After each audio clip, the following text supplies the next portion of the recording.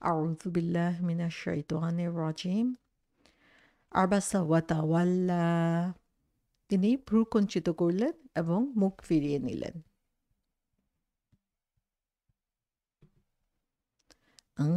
জাআহুল আমা কারণ তার কাছে এক অন্ধ আগমন করল সূরা আবাসার প্রথম দুইটি আয়াত এই দুই আয়াতের মধ্যে আমরা দেখি যে একটা ঘটনা দিয়ে আল্লাহ সুবহানাহু ওয়া তাআলা শুরু করলেন যেখানে তিনি বললেন যে তিনি ভ্রু কুঞ্চিত করলেন মুখ ফিরিয়ে নিলেন কারণ তার কাছে একজন অন্ধ আগমন করল প্রথম আয়াতে যে আবাসা শব্দ সেটা থেকে এই সূরার নামকরণ করা হয়েছে সো আবাসা শব্দের অর্থ কি আবাসা শব্দের অর্থ হচ্ছে সে ভ্রু কুচকালো সো আবাসার মূল শব্দটা হচ্ছে ভ্রু কুচকানো এবং তাওয়াল্লা তাওয়াল্লা শব্দের অর্থ হচ্ছে সে ফিরে গেল বা সে ফিরল সেটা বোঝানোর জন্য তাওয়াল্লা কারো কাছ থেকে দূরে সরে যাওয়া বোঝানোর জন্য এই তাওয়াল্লা শব্দটা ব্যবহার করা হয়ে থাকে সো এখানে আমরা দেখি যে দুইটা অবস্থা বোঝানো হয়েছে ওয়া দিয়ে এই দুইটা অবস্থাকে কানেক্টেড করা হয়েছে একটা হচ্ছে সে ভ্রু কুচকালো আরেকটা হচ্ছে সে ফিরে গেল মুখ ফিরিয়ে নিল সো এখানে আবাসা শব্দের অর্থটা হচ্ছে ভ্রু কুচকানো আমরা যদি কোরআনের দিকে তাকাই অথবা কোরআনের না অ্যারাবিক ওয়ার্ডগুলোর দিকে তাকাই তাহলে দেখতে পাবো যে মানুষ যখন রেগে যায় রেগে যাওয়ার পরে তার মুখের যে পরিবর্তন হয় সেগুলোকে বিভিন্নভাবে বিভিন্ন শব্দ দিয়ে প্রকাশ করা যায় যেমন আবাসা একটা শব্দ আবাসা শব্দটা হচ্ছে ভ্রু কুচকানো তার মানে হচ্ছে কেউ যখন বিরক্ত হয় বিরক্ত হওয়ার পরে যে আমাদের এই যে ভ্রুটা কুচকে মাঝখানে একটু ভাঁজ পড়লো দুই ভ্রুয়ের মাঝখানে এটাকে বলা হচ্ছে আবাসা আবাসা শব্দটি এসেছে আব্বাস থেকে আব্বাস শব্দের অর্থ হচ্ছে সিংহের যে চাহনি সেটাকে হচ্ছে আব্বাস বলা হয়ে থাকে আমরা যদি সিংহের মুখের দিকে খেয়াল করি তাহলে দেখবো যে সিংহের ভ্রুর মাঝখানে জায়গাটা সবসময় কুচকানো থাকে এটা হচ্ছে তার নর্মাল যে তাকানো সে তাকানোর মধ্যেই এবং সেটাকেই হচ্ছে আব্বাস বলা হয়ে থাকে সো আবাসা হচ্ছে ভ্রুয়ের মাঝখানে যে একটু অল্প করে ভাঁজ পড়ে কুচকানো হয় সেটাকেই বলা হচ্ছে ফ্রাউনিং যেটাকে বলা হয়ে থাকে আরেকটা শব্দ রয়েছে সেটা হচ্ছে কলাহা কফ লাম হা সো কলাহা শব্দের অর্থ হচ্ছে কেউ যখন রেগে যায় রেগে দাঁত কিরমির করে যখন তখন সেটাকে কলাহা বলা হয়ে থাকে আরেকটা শব্দ হচ্ছে বাসারা বা সিন র সো মানুষ যখন রেগে যায় রেগে যাওয়ার পরে তার মুখটা যে কদাকার হয়ে যায় চেহারার মধ্যে যে চেঞ্জ আসে সেটাকে বাসারা বলা হয় সূরা মুদ্দাসিরের ২২ নম্বর আয়াতে এই শব্দটা ব্যবহার করা হয়েছে আরেকটা শব্দ হচ্ছে বাসালা বা সিন লাম এর অর্থ হচ্ছে মানুষ যখন অনেক বেশি রেগে যায় সাধারণত যুদ্ধকালীন অথবা মারামারির সময় তার মুখের মধ্যে যে চেঞ্জটা হয় তখন সেটাকে বাসালা বলা হয়ে থাকে সো ইমাম রাগিব রহমতুল্লাহ আলহী বলেছেন যে আবাসা হচ্ছে ভ্রু কুচকানো যেটা হচ্ছে তার অন্তরের যে মধ্যে যে ডিসকমফোর্ট হচ্ছে বা অন্তরের যে কষ্ট হয়েছে সেটার যে প্রকাশটা ঘটছে মুখের মাধ্যমে সেটা হচ্ছে আবাসা সো এখান থেকে আমরা দেখতে পাই যে বিভিন্ন শব্দের মধ্য থেকে আল্লাহ সুবহানাহু ওয়া তাআলা এই আবাসা শব্দটা ব্যবহার করেছেন এবং সেই আবাসাটা হচ্ছে মানুষ যখন এটা ঠিক রাগও না একটু বিরক্তির যে চিহ্নটা সেই বিরক্তির চিহ্নটাই শুধুমাত্র চোখের দুই ভ্রুর মাঝখানে ফুটে উঠছে সেটা হচ্ছে আবাসা এটা কিন্তু এমন না যে তার চেহারায় কোনো চেঞ্জ হচ্ছে অথবা তার গলার স্বরে চেঞ্জ হচ্ছে তাও কিন্তু না শুধুমাত্র দুই ভ্রুর মাঝখানে কুচকে উঠছে এটুকুই হচ্ছে আবাসা অর্থাৎ একদম মিনিমাম লেভেলের যেই ফ্রাস্ট্রেশন সেটাকে বোঝানোর জন্য যেই ধরনের এক্সপ্রেশন হয়ে থাকে সেটাই হচ্ছে আবাসা সো আমরা দেখি যে ঘটনাটা আমরা আগেই বর্ণনা করেছি যে রাসূল সাল্লাল্লাহু ইসলাম যে বিরক্ত হলেন বিরক্ত হওয়ার পরে এই যে মিনিমাম লেভেলের একটা চেঞ্জ তার মুখের মধ্যে ফুটে উঠলো সেটাও আল্লাহ সুবহানাহু ওয়া তাআলা নোটিস করেছেন এবং সেটাকে তিনি এখানে রেকর্ড করেছেন এবং এখানে আমরা অলরেডি আলোচনা করেছি যে কেন রাসূল সাল্লাল্লাহু ইসলামের এই ফেশিয়াল এক্সপ্রেশন হয়েছিল কিন্তু আমরা যেটা এখানে খেয়াল করছি সেটা হচ্ছে যে আল্লাহ সুবহানাহু ওয়া তাআলা প্রত্যেকটা জিনিস খেয়াল করেন ইভেন এই মিনিমাম লেভেলের জিনিসটাও আল্লাহ সুবহানাহু ওয়া তাআলার চোখ এড়িয়ে যেতে পারেন নাই এবং তিনি সেটাও হচ্ছে রাসূল সাল্লাল্লাহু আলাইহি ইসলামের জন্য অপছন্দ করেছেন। সো রাসূল সাল্লাল্লাহু আলাইহি ইসলামের মুখের কথাতে অথবা অন্য কোনোভাবে তিনি যে রেগে আছেন সেটা প্রকাশ পায় নাই। শুধুমাত্র এইটুকু চেঞ্জই হচ্ছে আল্লাহ সুবহানাহু ওয়া তাআলার চোখে ধরা পড়েছে এবং তিনি রাসূল সাল্লাল্লাহু আলাইহি ইসলামকে তাকে আরো আপার লেভেলে, নেক্সট লেভেলে নিয়ে যাওয়ার জন্য সরাসরি এই কথাগুলো এখানে উপস্থাপন করেছেন। তাওয়াল্লা শব্দের অর্থ হচ্ছে টার্ন অ্যাওয়ে, ফিরে যাওয়া, মুখ ফিরিয়ে নেওয়া। সো এখানেও আমরা দেখি যে রাসূল সাল্লাল্লাহু আলাইহি সাল্লাম কাফিরদের দিকে ফিরে গিয়েছেন, সেটা আল্লাহ সুবহানাহু ওয়া তাআলা বলেন নাই, বরং তিনি বলেছেন যে সেই অন্ধ ব্যক্তির দিক থেকে তিনি মুখ ফিরিয়ে নিয়েছেন। সো এখানে প্রায়োরিটি দেওয়া হচ্ছে সেই অন্ধ ব্যক্তির দিকে, প্রায়োরিটি দেওয়া হচ্ছে আব্দুল্লাহ ইবনে উম্মু মাকতুম রাদিয়াল্লাহু আনহু-এর দিকে। সো এটাও হচ্ছে খুব ইম্পর্টেন্ট একটা মেসেজ আমাদের জন্য যে আল্লাহ সুবহানাহু ওয়া তাআলা ইভেন কাফিরদের কথা উল্লেখও করেন নাই এখানে। সো এখানে তারপরে দ্বিতীয় আয়াতে বলা হচ্ছে আনজাহুল আমা, যা মানে হচ্ছে আশা। সো আমরা যদি অ্যারাবিক শব্দের সাথে পরিচিত হই তাহলে দেখব অ্যারাবিকে আরেকটা শব্দ রয়েছে আতা, যেটা অর্থ হচ্ছে আশা, আর যা শব্দের অর্থ, সেটার অর্থ আশা। সো এই যা দিয়ে আসলে কি বোঝানো হয়? যাটা হচ্ছে একটা হেভি ওয়ার্ড, হচ্ছে আতায়ের সাথে আমরা যদি কম্পেয়ার করি তাহলে এটা একটু হেভি ওয়ার্ড, এবং এই যা দিয়ে যখন আশাটা বোঝানো হয়, সে আশাটা হচ্ছে উইথ রাশিং, উইথ এনথুজিয়াজম, যে খুব আগ্রহের সাথে দ্রুত গতিতে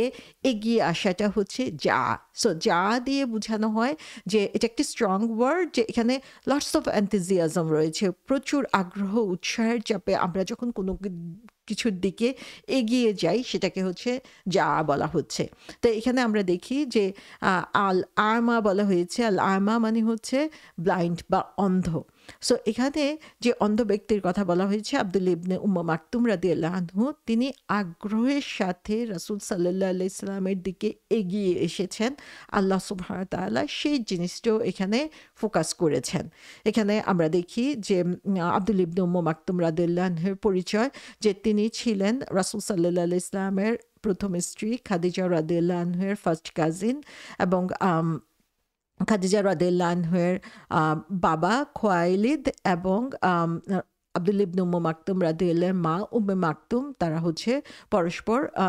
ব্রাদার অ্যান্ড সিস্টার ছিলেন। তো তার মানে হচ্ছে খাদিজা রাদিয়াল্লাহু আনহার ফুফাতো ভাই ছিলেন হচ্ছে আব্দুল্লাহ ইবনে উম্মু মাকতুম রাদিয়াল্লাহু আনহু। সো এই রিলেশনশিপটা আমাদের জন্য অত্যন্ত গুরুত্বপূর্ণ, তাহলে আমরা বুঝতে পারবো যে রাসূল সাল্লাল্লাহু আলাইহি ইসলামের জীবনে তার অবস্থান কি ছিল, এবং সেই পরিপ্রেক্ষিতে আমরা জিনিসটাকে আরেকটু ভালোভাবে চিন্তা করতে পারবো। সো এখানে রাসূল সাল্লাল্লাহু আলাইহি ইসলামের সাথে আব্দুল্লাহ ইবনে উম্মু মাকতুম রাদিয়াল্লাহু আনহুর যে পরিচয় আমরা বা সম্পর্ক আমরা দেখতে পাচ্ছি, যে সেখানে আমরা দেখি যে রাসূল সাল্লাল্লাহু আলাইহি ইসলাম তার দিক থেকে মুখ ফিরিয়ে নেবেন, কারণ তিনি অন্ধ, কারণ তিনি হচ্ছে হয়তোবা পুয়ার, গরিব, বা তার সামাজিক স্ট্যাটাস উঁচু না, এই কারণে তিনি মুখ ফিরিয়ে নেবেন সেটা আমরা চিন্তাই করতে পারি না। বরং এখানে আমরা দেখি যে রাসূল সাল্লাল্লাহু আলাইহি ইসলামের আত্মীয় ছিলেন তিনি, এবং তার একটা নোবেল ফ্যামিলি ছিল। সো সেদিক থেকে তিনিও উঁচু বংশের, এবং তার রাসূল সাল্লাল্লাহু আলাইহি ইসলামের সাথে ভালো একটা সম্পর্ক ছিল। সো এখানে আমরা দেখি যে রাসূল সাল্লাল্লাহু আলাইহি ইসলাম এই যে মুখ ফিরিয়ে নিলেন বা তার দিক থেকে ফিরে গেলেন, সেটার উপরে আল্লাহ সুবহানাহু ওয়া তাআলা ফোকাস করেছেন যে তিনি একজন অন্ধ লোক থেকে মুখ ফিরিয়ে নিলেন। সো এটাই হচ্ছে রাসূল সাল্লাল্লাহু আলাইহি ইসলামের অ্যাটেনশনের কারণ হিসেবে আল্লাহ সুবহানাহু ওয়া তাআলা উল্লেখ করছেন এখানে। তার কারণ হচ্ছে রাসূল সাল্লাল্লাহু আলাইহি ইসলাম, আমরা আগেই দেখেছি যে এই যে আবাসা শব্দটা, এর মাধ্যমে রাসূল সাল্লাল্লাহু আলাইহি ইসলামের কণ্ঠস্বরে কোনো পরিবর্তন আসে নাই, তার অ্যাটিটিউডে কোনো ধরনের পরিবর্তন আসে নাই। তো রাসূল সাল্লাল্লাহু আলাইহি ইসলাম যখন কুরাইশের লিডারদেরকে দাওয়াত দিচ্ছিলেন, সেই সময় তিনি তার প্রশ্নের জবাবে তিনি শুধু শুনেছেন, এবং তার শুধু ভ্রুটা কুঁচকে উঠেছিল। কিন্তু আব্দুল্লাহ ইবনে উম্মু মাকতুম রাদিয়াল্লাহু আনহু যেহেতু তিনি অন্ধ ছিলেন, তার কিন্তু এর কোনোটাই জানার কথা না যে রাসূল সাল্লাল্লাহু আলাইহি ইসলামের ভ্রু কুঁচকে গিয়েছিল, কারণ রাসূল সাল্লাল্লাহু আলাইহি ইসলাম এমন কোনো কথা বলেন নাই, বা তার কথার মধ্যেও এই ধরনের কোনো কিছু প্রকাশ পায় নাই। সো এখানে রাসূল সাল্লাল্লাহু আলাইহি ইসলাম যদিও ফোকাস করেছিলেন কুরাইশ লিডারদের উপরে, তার কারণ হচ্ছে তিনি চাচ্ছিলেন ইসলামকে আরো শক্তিশালী করার জন্য। এখানে তার ব্যক্তিগত কোনো দাবি বা চাহিদা ছিল না। আবার অন্যদিকে আমরা দেখি যে আব্দুল্লাহ ইবনে উম্মু মাকতুম রাদিয়াল্লাহু আনহু তিনি অন্ধ ছিলেন। হতে পারে যে তিনি অন্ধ এবং তার ডিসেবিলিটির কারণে তিনি হয়তোবা খুব বেশি কন্ট্রিবিউট করতে পারছেন না ইসলামের জন্য। কিন্তু ইসলামের জন্য আল্লাহ সুবহানাহু ওয়া তাআলার কাছে সম্মানিত হচ্ছে কে বেশি ইসলামের প্রতি ডিভোটেড, তার কোন ধরনের ডিসেবিলিটি রয়েছে বা কোন ধরনের সমস্যা রয়েছে সেটা আল্লাহ সুবহানাহু ওয়া তাআলা দেখেন না, বরং অন্তর দিয়ে সে কতটুকু আল্লাহ সুবহানাহু ওয়া তাআলার পছন্দনীয় কাজ করছে সেটাই হচ্ছে আল্লাহর প্রায়োরিটি লিস্টে টপে যাওয়ার জন্য সবচেয়ে বেশি দরকারি জিনিস। সো এখানে আমরা দেখি যে আব্দুল্লাহ ইবনে উম্মু মাকতুম তিনি ব্লাইন্ড ছিলেন, অন্ধ ছিলেন। সে কারণে আমরা এটা জাস্টিফাই করতে পারি যে সেই সিচুয়েশনটা তিনি দেখতে পারেন নাই, যে কারণে হচ্ছে তিনি তার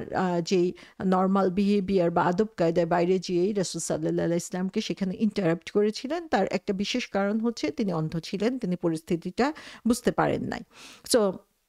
এখানে আমরা দেখি আল্লাহ সুবহানাহু ওয়া তাআলা আব্দুল্লাহ ইবনে উম্মু মাকতুম রাদিয়াল্লাহু আনহুর নাম বলেন নাই, কিন্তু তার পরিচয় দেওয়ার জন্য তিনি যে অন্ধ ছিলেন সেটা তিনি উল্লেখ করেছেন। তো এখানে তাকে হেয় করার জন্য, অসম্মানিত করার জন্য কিন্তু এই অন্ধ শব্দটা বলা হয় নাই। যেমন আমরা জানি যে আমরা কারো যদি কোনো দুর্বলতা থাকে, সেই দুর্বলতাকে আমরা যদি হাসির ছলে খেলা তামাশার জন্য অথবা তাকে ঠাট্টা করার জন্য বলি, সেটা আল্লাহ সুবহানাহু ওয়া তাআলা পছন্দ করেন না। সূরা হুজুরাতে আল্লাহ সুবহানাহু ওয়া তাআলা আমাদেরকে বলে দিয়েছেন। কিন্তু কারো পরিচয় প্রকাশের জন্য যে এর মাধ্যমে তাকে পরিচিত করা যাবে অন্যদের কাছে, অন্যদেরকে চিনার জন্য সুবিধা হবে, তাকে হেয় বা অসম্মান করার কোনো উদ্দেশ্য সেখানে নাই, তখন আমরা এভাবে তার পরিচয় দিতে পারি। যেমন আমরা বলে থাকি যে একজন দুইজন একই নামের লোক রয়েছে, তো একজন হচ্ছে লম্বা আরেকজন বেঁটে, এভাবে আমরা বলতে পারি। কিন্তু আমরা যদি তাকে নিয়ে হাসি ঠাট্টার উদ্দেশ্যে বলি তাহলে এটা অবশ্যই আল্লাহ সুবহানাহু ওয়া তাআলার কাছে অপছন্দনীয়। সো এখানে আমরা দেখি যে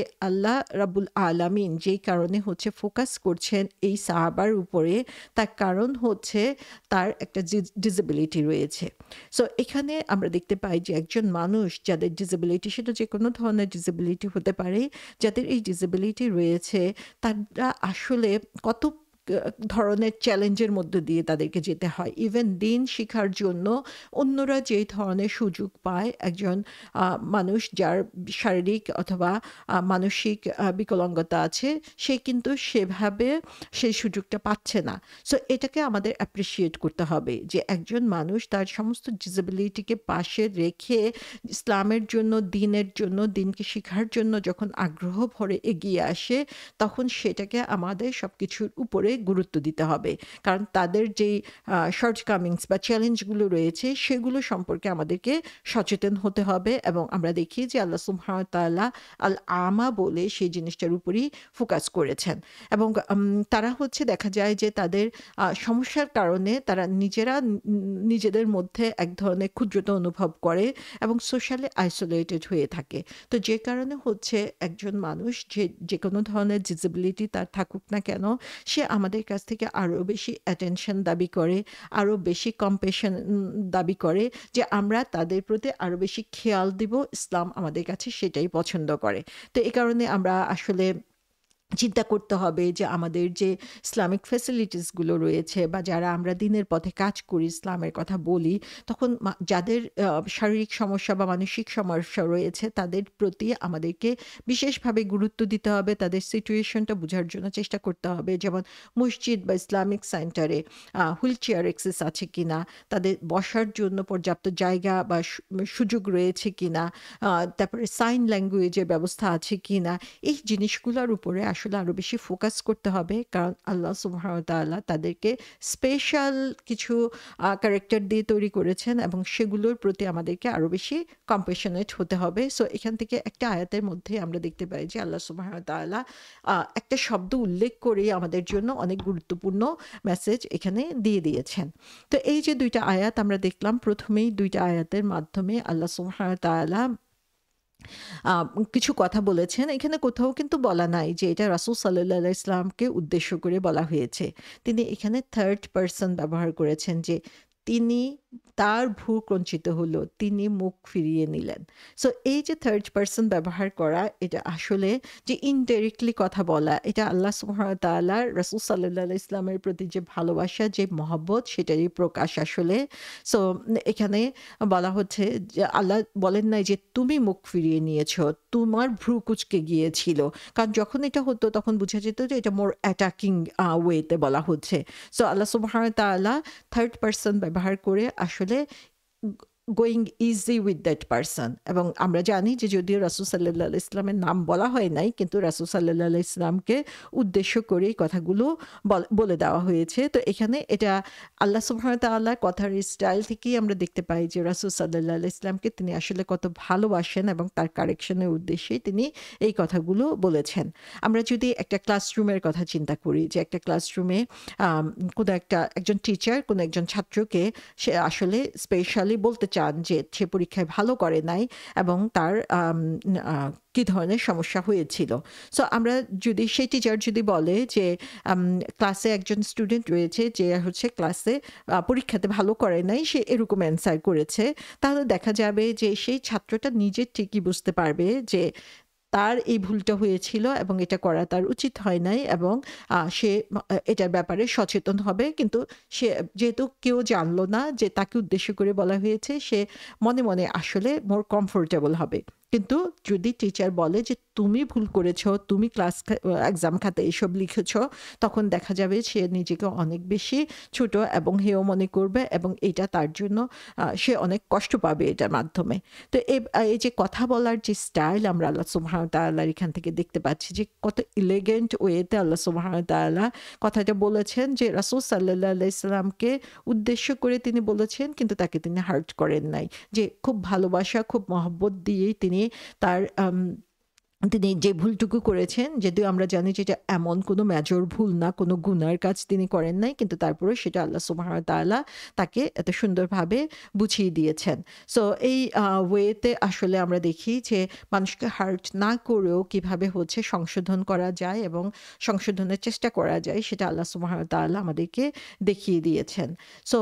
এখানে আমরা দেখি যে আল্লাহ সুবহানাহু ওয়া তাআলা সিঙ্গল একটা ইনসিডেন্টের উপরে ডিরেক্টলি কমেন্ট করেছেন। সো এটা হচ্ছে কোরআনিক একটা মেথড, যে আইসোলেটেড ইনসিডেন্ট থেকেও কিভাবে হচ্ছে আমরা মূলনীতি গ্রহণ করতে পারি এবং কিভাবে আমরা একটা ফান্ডামেন্টাল এবং পার্মানেন্ট প্রিন্সিপাল সেখান থেকে তৈরি করতে পারি, যেটা হচ্ছে আল্লাহ সুবহানাহু ওয়া তাআলার পছন্দনীয়, এবং আল্লাহ সুবহানাহু ওয়া তাআলা আমাদেরকে যে ধরনের আখলাক বা চরিত্রের উপরে দেখতে চান। সো এখানে আমরা দেখি যে আর্লি ইসলামিক সোসাইটিতে যখন হচ্ছে ইসলামের মাত্র শুরু হয়েছে এবং ইসলামের বিভিন্ন দিক একটু একটু করে আল্লাহ সুবহানাহু ওয়া তাআলা শিখাচ্ছেন, সেই সময় তিনি এভাবেই হাতে কলমে একদম রাসূল সাল্লাল্লাহু আলাইহি ইসলামকে শিখিয়ে দিচ্ছিলেন যে একজন দায়ী হিসাবে, একজন মেসেঞ্জার হিসাবে, আল্লাহর একজন নবী হিসাবে কি ধরনের অ্যাটিটিউড বা কিভাবে তার অন্যদের সাথে কমিউনিকেট করা উচিত। সো এখানে খুবই ইম্পর্টেন্ট কিছু জিনিস আমরা দেখি যে আমাদের কিছু প্রশ্ন আমাদের মনের মধ্যে স্বাভাবিকভাবে এখান থেকে চলে আসে, যেগুলো নিয়ে আমাদের চিন্তা ভাবনা করা উচিত। সেটা হচ্ছে যে আমরা আমাদের প্রতিদিনের যেই অ্যাক্টিভিটিস, সেগুলো নিয়ে আসলে আমাদের ইভালুয়েট করা উচিত, চিন্তা ভাবনা করা উচিত। আমার কথা, আমার কাজ, আমার আচরণ, সেগুলো কি আল্লাহর পছন্দনীয় পথে হচ্ছে নাকি অপছন্দনীয় পথে হচ্ছে, এবং এখান থেকে আমরা হচ্ছে নিজেদের জন্য ভ্যালু বা প্রিন্সিপালগুলো আমরা আসলে আবার ঝালাই করে নিতে পারি, ঠিক করে নিতে পারি, এবং প্রতিদিনই আমাদের কাজের হিসাব যখন আমরা নিব এবং এভাবে নিজেদেরকে অ্যাসেস করব, তাহলে দেখা যাবে যে আমরা আমাদের ভুলগুলো সংশোধন করার সুযোগ পাচ্ছি এবং আরো সুন্দর চরিত্র বা সুন্দর কাজের অধিকারী আমরা হতে পারছি। তারপরে আমরা দেখি যে এই যে সূরার প্রথমে আল্লাহ সুবহানাহু ওয়া তাআলা যেই কথাগুলো আমাদেরকে বলে দিচ্ছেন, সেখানে আল্লাহ কিছু ভ্যালু বা স্ট্যান্ডার্ড আমাদেরকে দিয়ে দিয়েছেন, এবং আল্লাহ সুবহানাহু ওয়া তাআলা যখন কোনো কনসেপ্ট অথবা কোনো নির্দেশ আমাদেরকে দেন, তখন সেটাই হচ্ছে আমাদের প্রায়োরিটিতে থাকবে। সেটাই হচ্ছে আমাদের টপ লিস্টে থাকবে। আমাদের সোশ্যাল নর্ম কি, সবাই কি করছে, সবাই কোনটা দেখতে সবাই পছন্দ করছে, সেটা তখন আমাদের আসলে চিন্তা করা উচিত না। বরং আল্লাহ সুবহানাহু ওয়া তাআলার নির্দেশকেই হচ্ছে সমস্ত কিছুর উপরে আমাদেরকে প্রায়োরিটি দিতে হবে। সো এখানে আরেকটা জিনিস আমরা দেখতে পাই, সেটা হচ্ছে ইন্ডিভিজুয়াল ফিলিংস, যে জিনিসটা সেটাকে হচ্ছে আমাদের আম আ ও খুবই গুরুত্বের সাথে আসলে চিন্তা করতে হবে যে একটা কথা খুব ভালো, একটা কথা সত্যি। সেজন্যই কারো মুখের উপরে আমরা এমনভাবে বলে দিলাম যেটা তাকে হার্ট করবে, বা এমন ধরনের অ্যাটিটিউড শো করলাম যেটা মানুষকে কষ্ট দিবে, সেটা আসলে ইসলাম অ্যালাউ করে না আমাদের জন্য। সো আমাদের ট্র্যাডিশনাল ভ্যালু, ফ্যামিলি বা সোশ্যাল টাই যাই হোক না কেন, সমস্ত কিছুর উপরে আল্লাহ সুবহানাহু ওয়া তাআলার যে নির্দেশ বা ডিভাইন ইনস্ট্রাকশন রয়েছে, সেটার উপরে আমাদেরকে গুরুত্ব দিতে হবে। এবং আমাদেরকে হচ্ছে প্রতিটা মুহূর্তেই খেয়াল রাখতে হবে যে আমরা অ্যাজ এ মুসলিম, আমরা ইসলামের প্রতিনিধিত্ব করছি। সো আমার কোনো কথা, কাজ বা ইভেন আমার ফেসিয়াল এক্সপ্রেশন দিয়েও যাতে কারো কোনো ক্ষতি বা কেউ কোনো নেগেটিভিটি ইসলাম সম্পর্কে নিতে না পারে। সো এখানে আমরা দেখি যে রাসূল সাল্লাল্লাহু আলাইহি ইসলাম কত উঁচু চরিত্রের অধিকারী ছিলেন, সুন্দরতমের চরিত্রের অধিকারী ছিলেন, এবং সেই চরিত্র এবং আম সৌন্দর্যকে রাসূল সাল্লাল্লাহু আলাইহি ইসলাম আরো অনেক বাড়িয়ে দিয়েছেন। সো যখন আমরা দিনের কাজ করি, তখন আমাদের কথা এবং আচরণ কত সংযত হতে হবে, সেটা আমরা দেখতে পাচ্ছি, এবং সাথে সাথে ফেসিয়াল এক্সপ্রেশনও যে কত গুরুত্বপূর্ণ, সেটাও আমরা এখান থেকে দেখতে পাচ্ছি। সো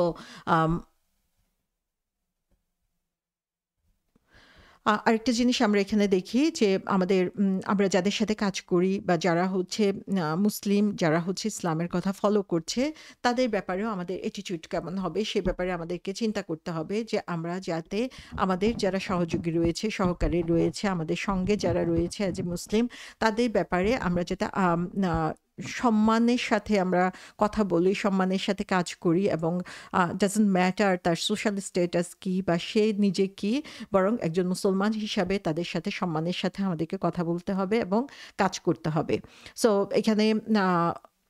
অনেক কিছু আমরা দেখতে পাচ্ছি যে আল্লাহ সুবহানাহু ওয়া তাআলা এই ২ টা আয়াতের মধ্যে মাধ্যমে আমাদেরকে শিখাচ্ছেন যে এই আয়াতের মধ্যে আল্লাহ সুবহানাহু ওয়া তাআলা আমাদেরকে দেখাচ্ছেন যে আল্লাহ ওয়াচফুল, আল্লাহ যে আর রাকিব, তিনি যে সমস্ত কিছু দেখেন, ইভেন স্মলেস্ট থিং যারা আমরা করছি, সেই ব্যাপারেও হচ্ছে আল্লাহ সুবহানাহু ওয়া তাআলা আম অ জ্ঞাত রয়েছেন, এবং সেটার জন্য আমাদেরকে অ্যাকাউন্টেবল হতে হবে। সো এই ব্যাপারে আমাদেরকে অবশ্যই খেয়াল রাখতে হবে যে আমাদের প্রতিটা গেস্টার, আমাদের কথা, কাজ, এ ব্যাপারে আমরা সাবধান হব। সেকেন্ড যে জিনিসটা আমরা দেখি এখানে, যে আল্লাহ সুবহানাহু ওয়া তাআলা রাসূল সাল্লাল্লাহু আলাইহি ইসলামের একজন সাহাবী, তিনি অন্ধ ছিলেন, কিন্তু আল্লাহ সুবহানাহু ওয়া তাআলার দৃষ্টিতে তার সম্মান কত বেশি ছিল যে তিনি তার পক্ষে দাঁড়িয়ে গিয়েছেন এবং তার পক্ষে কথা বলে তার সম্মানকে এখানে তিনি বাড়িয়ে দিয়েছেন। থার্ড যে জিনিসটা আমরা দেখি যে আল্লাহ সুবহানাহু ওয়া তাআলা রাসূল সাল্লাল্লাহু আলাইহি ইসলামের এই ছোট্ট একটা চেঞ্জ, ফেসিয়াল এক্সপ্রেশনের যে চেঞ্জ, সেটার উপরে তিনি এখানে কমেন্ট করেছেন। তার কারণ হচ্ছে রাসূল সাল্লাল্লাহু আলাইহি ইসলাম হচ্ছেন আমাদের জন্য রোল মডেল। প্রত্যেকটা ব্যাপারে, প্রত্যেকটা ক্ষেত্রে তিনি হচ্ছেন আমাদের লিডার। সো এই একজন লাভিং লিডারকে যখন কেউ ফলো করে, তারা হচ্ছে সব ব্যাপারেই তাকে ফলো করার জন্য চেষ্টা করে, এবং তিনি যদি তাদেরকে এই ফিলিংসটা দেন যে তারা তার কাছে গুরুত্বহীন, তাহলে দেখা যাবে যে সেই গ্রুপটা ভেঙে যাবে। সেই গ্রুপের মধ্যে যে ভালোবাসা বা সম্মান থাকার কথা, সেটা থাকবে না। সো একজন লিডার হিসাবে পারস্পরিক সম্পর্ককে ধরে রাখার জন্য এবং একটা গ্রুপের যে শক্তি,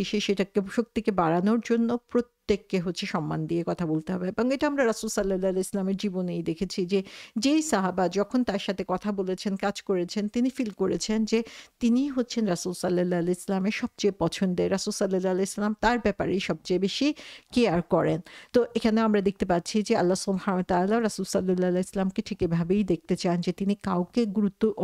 গুরুত্বহীন মনে করবেন না, বা কারো কোনো ডিমান্ডকে তিনি হচ্ছে অপ্রয়োজনীয় মনে করবেন না। সো এখানে রাসূল সাল্লাল্লাহু আলাইহি সাল্লামের জন্য যে স্ট্যান্ডার্ড আসলে সেট করা হয়েছে সেটা আমাদের মতো সাধারণ মুসলমানদের যে স্ট্যান্ডার্ড তার চেয়ে অনেক অনেক বেশি উপরে, এবং সে কারণে হচ্ছে আল্লাহ সুবহানাহু ওয়া তাআলা রাসূল সাল্লাল্লাহু আলাইহি ইসলামের যে কোনো একটা ছোট গেস্টার সেটার ব্যাপারে আল্লাহ সুবহানাহু ওয়া তাআলা অনেক বেশি সেন্সিটিভ, এবং সেটা শুধু নেগেটিভ ওয়েতে না, পজিটিভ ওয়েতেও আমরা দেখি যে একবার রাসূল সাল্লাল্লাহু আলাইহি ইসলাম আকাশের দিকে তাকিয়ে তিনি শুধু তাকিয়েছিলেন এবং তার ফেসে যে এক্সপ্রেশন এসেছিল সেটা হচ্ছে যে তিনি তার মনের মধ্যে আকাঙ্ক্ষা ছিল যে তিনি কাবামুখী হয়ে নামাজ পড়তে চান, কারণ তখন হচ্ছে মানুষ বাইতুল মুকাদ্দাসের দিকে না ফিরে নামাজ পড়ে। সো তখন এই যে রাসূল সাল্লাল্লাহু আলাইহি ইসলামের চেহারায় একটু আকুতি দেখা গিয়েছে, রাসূল সাল্লাল্লাহু আলাইহি ইসলাম মুখ ফুটে সেটা বলেনও নাই, আল্লাহ সুবহানাহু ওয়া তাআলা সেটাকেই হচ্ছে গুরুত্ব দিয়েছেন এবং গুরুত্ব দিয়ে তিনি আমাদের কেবলা চেঞ্জ করে কাবার দিকে নিয়ে গিয়েছেন। সো এই যে রাসূল সাল্লাল্লাহু আলাইহি ইসলামের প্রতিটা জিনিসকে আল্লাহ সুবহানাহু ওয়া তাআলা এমনভাবে হাইলি ভ্যালু করেছেন যে তিনি তার স্ট্যান্ডার্ড অনেক হাই আল্লাহ সুবহানাহু ওয়া তাআলার কাছে। সো এই হাইয়েস্ট স্ট্যান্ডার্ডের জন্যই তার যে ছোট জিনিসগুলো সেই জিনিসগুলো হচ্ছে আল্লাহ সুবহানাহু ওয়া তাআলা সেগুলোর ব্যাপারেও তিনি হচ্ছেন খুবই বেশি সেনসিটিভ। সো এমনও হতে পারে যে অন্য একজন সাহাবা হয়তোবা দূর থেকে এই সিচুয়েশনটা দেখেছে এবং দেখার পরে তার মাথার এই চিন্তা আসতে পারে যে রাসূল সাল্লাল্লাহু আলাইহি ইসলাম কুরাইশ কাফিরদেরকে বেশি গুরুত্ব দিচ্ছে কারণ তারা হচ্ছে সমাজে সম্মানিত বেশি, আর এদিক থেকে একজন সাহাবী সে অন্ধ দেখে তাকে কম গুরুত্ব দেওয়া হচ্ছে। সো এই ধরনের কোনো ধরনের সন্দেহ যাতে সাহাবাদের মনের মধ্যেও আসতে না পারে সে কারণে তিনি রাসূল সাল্লাল্লাহু আলাইহি ইসলামকে এখানে সতর্ক করে দিচ্ছেন যে আল্লাহ সুবহানাহু ওয়া তাআলার পছন্দনীয় বৈশিষ্ট্য কি হবে এবং তিনি তার কাছে কি চান। তো এখানে আমরা জানি যে স্কলারগণ বলেছেন যে একজন মুসলমান হচ্ছে একজন নন মুসলিমের